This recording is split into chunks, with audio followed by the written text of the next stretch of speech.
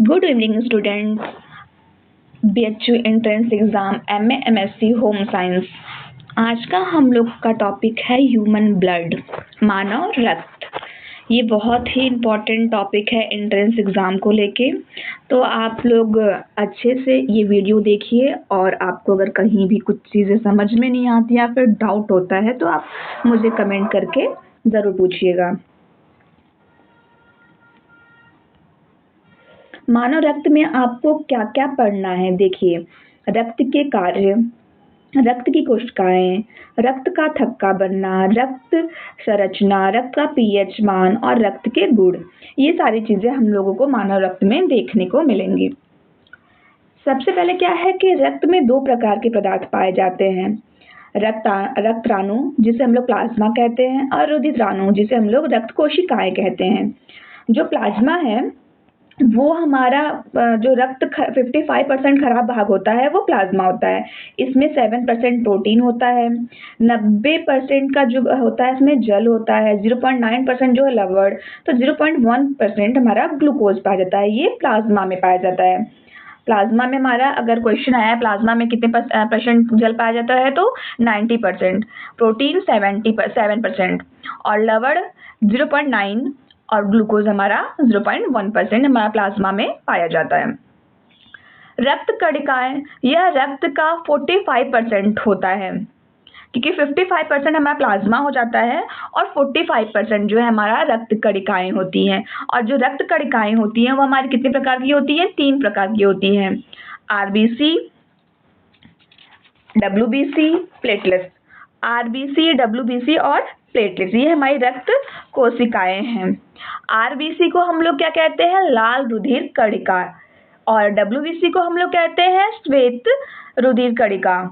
और रक्त बिंबाणु हम लोग प्लेटलेट्स को कहते हैं। ठीक है, ये इसका हिंदी नाम है, और हम लोग शॉर्ट नाम में आरबीसी, डब्ल्यूबीसी बोलते हैं।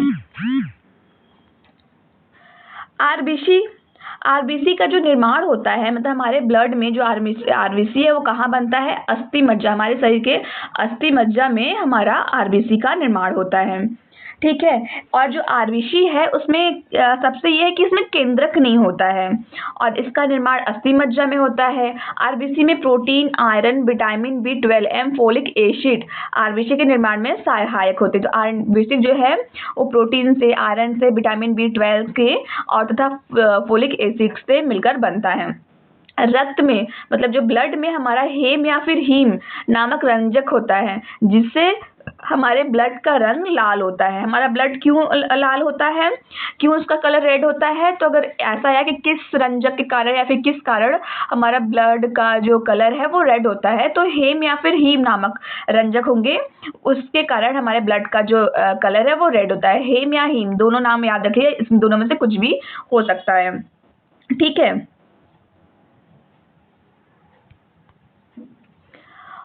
फिर आते हैं नेक्स्ट हमारा है डब्ल्यूबीसी। डब्ल्यूबीसी को क्या कहते हैं? श्वेत रक्त कणिका, श्वेत रक्त कण। और देखिए आरबीसी में केंद्रक नहीं होता, लेकिन डब्ल्यूबीसी में केंद्रक होता है। इतना आपको याद रखना है, आरबीसी में केंद्रक नहीं होता लेकिन डब्ल्यूबीसी में केंद्रक होता है। इसका निर्माण अस्थि मज्जा और प्लाज्मा और कभी कभी यकृत एवं प्लीहा में भी हो सकता है। मतलब जो हमारा डब्ल्यूबीसी है वो प्लाज्मा में भी बन सकता है, यकृत में भी बनता है, और प्लीहा में भी, और अस्थि मज्जा में भी हमारा बनता है।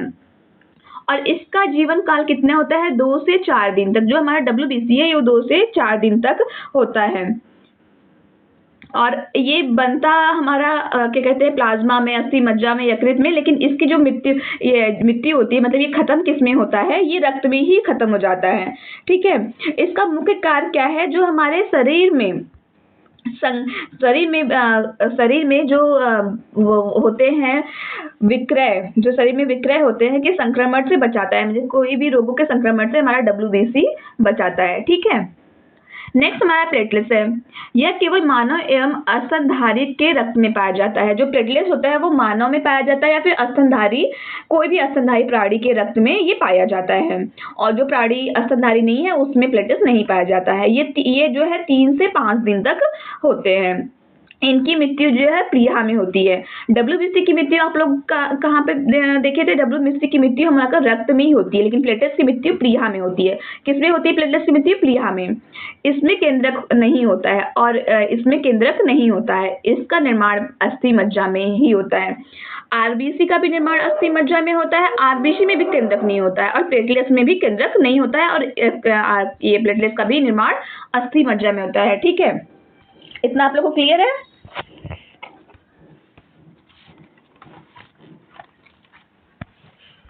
अगर आप लोगों को ये ब्लड के नोट्स चाहिए होंगे, इसको और डिटेल में चाहिए होंगे, तो वीडियो के अंत में आपको एक नंबर दिया होगा, वो डिस्क्रिप्शन लिंक में भी दिया जाए, उससे आप संपर्क करिए। व्हाट्सएप नंबर है और आपको नोट्स के पीडीएफ प्रोवाइड कर दिए जाएंगे। अब आगे बढ़ते हैं हम लोग। ये देखिए द एलिमेंट्स ऑफ ब्लड, ये ब्लड के हमारे एलिमेंट्स होते हैं कि प्लेटलेट्स है, ये प्लाज्मा 55% प्लाज्मा हमारा होता है, 0.1 प्लेटलेट्स, रेड ब्लड सेल्स यहाँ पे हैं। ये देखिए रेड ब्लड सेल्स हैं, ये हमारा प्लेटलेट्स है, प्लाज्मा। ठीक है, ये हमारे ब्लड के एलिमेंट्स हैं। अब हम लोग देखते हैं रक्त के कार्य क्या होते हैं, ब्लड के क्या क्या वर्क हैं। शरीर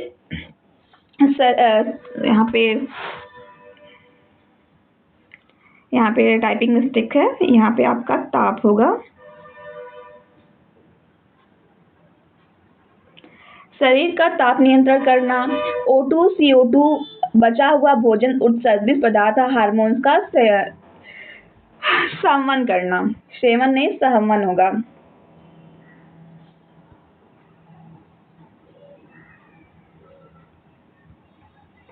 ठीक है, जो हमारे बॉडी में CO2 O2 तथा बचा हुआ भोजन हो गया, उत्सर्जित पदार्थ हो गया, हार्मोन्स हो गया, उसका संवहन करने का कार्य कौन करता है? रक्त ही करता है। और रक्त का थक्का बनाने में मदद कौन करता है? रक्त जो है हमारा रक्त का थक्का बनाने में भी हेल्प करता है।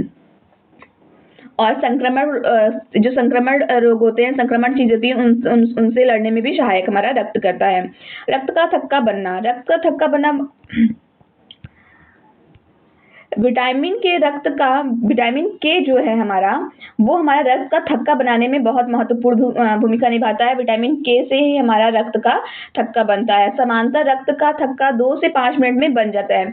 रक्त का थक्का बनने में कितना टाइम लगते हैं? वो 2 से लेकर 5 मिनट तक बनते हैं। रक्त का थक्का बनाने के लिए आवश्यक प्रोटीन, देखिए ये जो हमारे प्रोटीन्स हैं वो रक्त का थक्का बनाने में महत्वपूर्ण भूमिका निभाते हैं। तो आप लोग इसे अच्छे से देख लीजिएगा कौन कौन से प्रोटीन हैं जो रक्त का थक्का बनाते हैं। ठीक है, मानव रक्त का पीएच सबसे महत्वपूर्ण आपके क्या कहते हैं क्वेश्चन आता है, एंट्रेंस एग्जाम में क्वेश्चन आता है कि मानव रक्त का पीएच क्या है। तो मानव रक्त का पीएच 7.35 से लेकर 7.45 के बीच में होता है। कितना होता है? 7.35 से लेकर 7.45 के बीच में होता है। अक्सर आपका ये इंपॉर्टेंट क्वेश्चन बनता है कि मानव रक्त का पीएच कितना होता है, और रक्त का थक्का बनाने में कौन से विटामिन का उपयोग होता है। ये सारे क्वेश्चन आपके एग्जाम में आते हैं। उच्च पीएच विलयन में हाइड्रोजन आयन की सांद्रता कम होती है। मतलब जो हमारा उच्च पीएच मान, अगर किसी का उच्च पीएच मान होता है, मतलब अधिक पीएच हो जाता है रक्त में, तो उसमें हाइड्रोजन आयन की सांद्रता कम होती है और वह यह क्षारीय होता है। इतना आप लोग ध्यान रखिएगा, अगर पीएच हमारा ज़्यादा है तो हमारा जो ब्लड है वो क्षारीय होगा, और पीएच अगर हमारा कम है तो हमारा ब्लड जो है अम्लीय होगा। क्वेश्चन बन सकता है कि रक्त में पीएच की अधिकता होने पे, उच्च होने पे हमारा जो रक्त है वो क्षारीय होगा या फिर अम्लीय होगा। तो आप इसको बोल सकते हैं क्षारीय, अगर ज्यादा हुआ तो क्षारीय है, कम हुआ तो अम्लीय होगा। ठीक है, क्लियर है? नेक्स्ट हमारा है रक्त के गुण। रक्त के कौन कौन से गुण होते हैं? तो रक्त का सबसे पहला गुण है ऊतकों को ऑक्सीजन पहुंचाता है। जो रक्त है वो हमारे जो ऊतक होते हैं उनको ऑक्सीजन पहुंचाता है। पोषक तत्वों को ले जाना, जैसे कि ग्लूकोज, अमीनो अम्ल, वसा अम्ल, ये हमारे बॉडी में प्रोवाइड कराता है। पीएच को नियंत्रण रखता है, ताप नियंत्रण रखता है। संदेश वाहक का कार्य भी हमारा ब्लड ही करता है, और ब्लड हमारा प्रतिरक्षात्मक भी होता है। ठीक है, ये हमारे ब्लड का गुण था। अब कुछ इम्पोर्टेंट पॉइंट्स हैं हमारे जो आपको जानने ज़रूरी होते हैं। वो ये है कि मानव